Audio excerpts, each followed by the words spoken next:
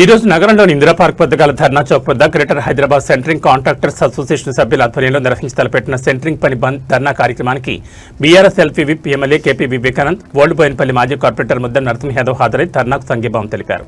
ఐకమత్యమే మహాబలమని, centring కార్మికులంతా ఒక్కతాటిపై ఉండి సమస్యల పరిష్కారానికి పోరాడినప్పుడే వారి న్యాయమైన డిమాండ్లు పరిష్కారం అవుతాయన్నారు. భవన నిర్మాణ సెంట్రింగ్ కార్మికులకు కార్మిక శాఖ నుంచి శాశ్వత గుర్తింపు కార్డుతో పాటు 55 సంవత్సరాలు నిండిన ప్రతి కార్మికుడికి 3,000 రూపాయల పెన్షన్ సదుపాయాన్ని కల్పించాలి. భవన నిర్మాణ సెంట్రింగ్ కార్మికుడికి ఈఎస్ఐ ఆసుపత్రిలో వైద్య సదుపాయం కల్పించాలి.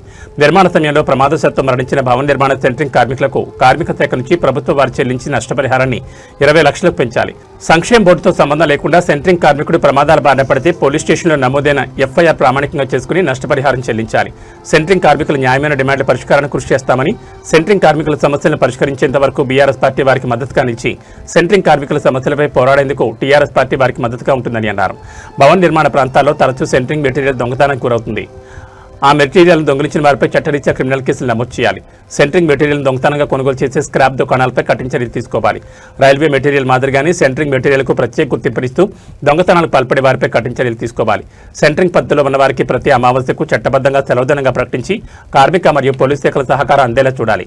ఈ కార్యక్రమంలో greater Hyderabad centring contractors association అధ్యక్షులు P Krishna, chairman S Parasuramareddy, ప్రధాన కార్యదర్శి MD Chand Pasha, Jayadurga Bhavani centring contractors association అధ్యక్షులు కుంట వేణుగోపాల్, షాపూర్ నగర్ జోన్ అధ్యక్షులు మక్బూల్, దుండిగల్ జోన్ అధ్యక్షులు సదానందం, ఉపాధ్యక్షులు సిహెచ్ సత్యబాబు, కుంటి వీరేష్, ప్రధాన కార్యదర్శి ప్రవీణ్ రెడ్డి, కోశాధికారి ఎం వీరేష్, శివశంకర్, శ్రీనివాస్, వివిధ సంఘాల కార్యవర్గ సభ్యులు బి యాదగిరి, పి వీరేష్, వి రాకేష్, ఈశ్వర్, కృష్ణ, మహంకాళీరావు, సత్యనారాయణ, ముని, సంజీవులు, వెంకటేశ్వరరావు, ఇంద్రసేనారెడ్డి, నరసింహారెడ్డి, నాగేశ్వరరావు తదితరులు పాల్గొన్నారు.